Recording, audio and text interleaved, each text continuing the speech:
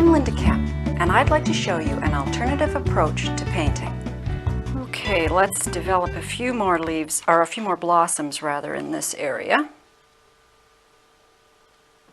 Cutting around them with a mixture of the permanent rose and cerulean blue. 1, 2, 3.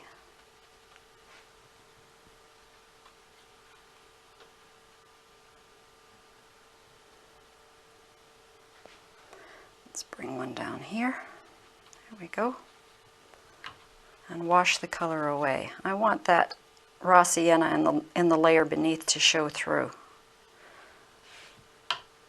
There it is. Turn this over. And let's get a little negative in here to start separating out these leaves. Developing the layers.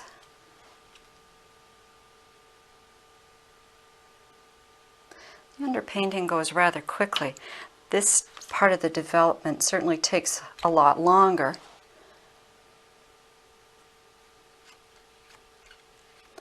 And you can choose to spend as much or as little time developing your layers.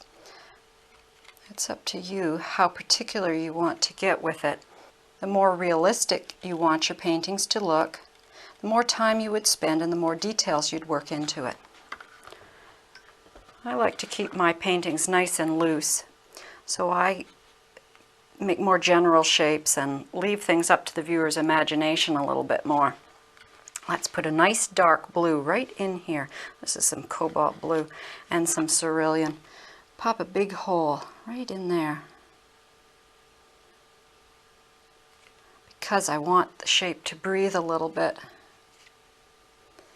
Now let's deal with this shape.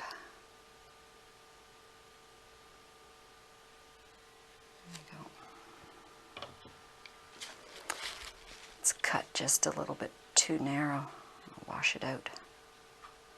Reinforce the edge later. All right, this is nice and dry, so I will develop a few more blossoms in this area.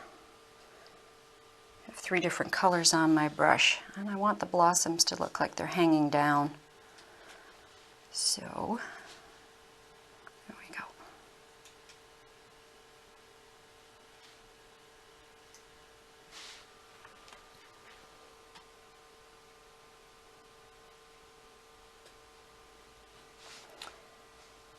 Let's use a little bit of that leaf color to drop in there.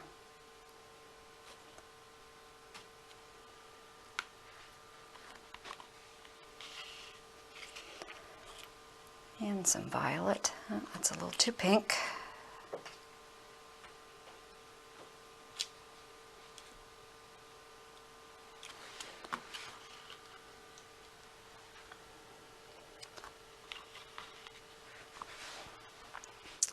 Let's angle these blossoms down a wee bit so that everything's not just flying off that edge.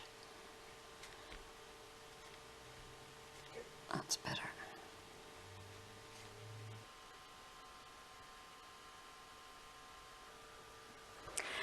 This leaf is quite light out at that upper edge, and I think it's distracting a bit, so I'll glaze over it with just a very diluted bit of raw sienna, just to tone it down some. There it goes, and sharpen it down. I'll make 2 in there, 1 on top, so now we have 1, 2, 3, and more layers going back. Doesn't take too much color, just a little bit. Drop some in right at the edge to push it back. Yeah, I think that's better. I'll drop some raw sienna in there and a little bit of blue to push that area back. All right, let's break this shape up a bit. I've got a large bit of color, large shape, without a purpose. So I'm going to use some cerulean blue and break this down, make some interesting shapes out of it. Let's make a little blossom. There we go. So there's some nice little tendrils.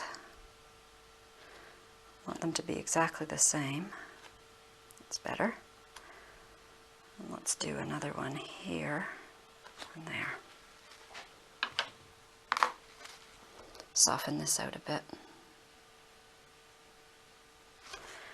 I like that cerulean down here. Let's cut a leaf.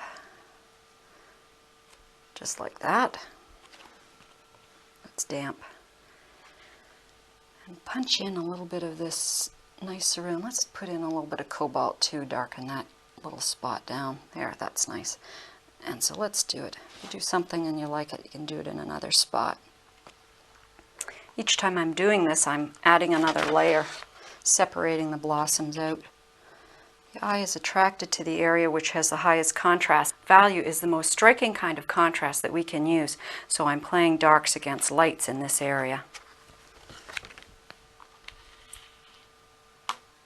It's a good idea to stand back every once in a while and have a good look at your painting and see where it needs adjustment, so I think I'm going to do that now.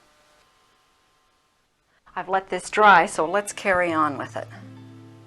I'm just going to adjust a few more of my shapes, making a few little corrections.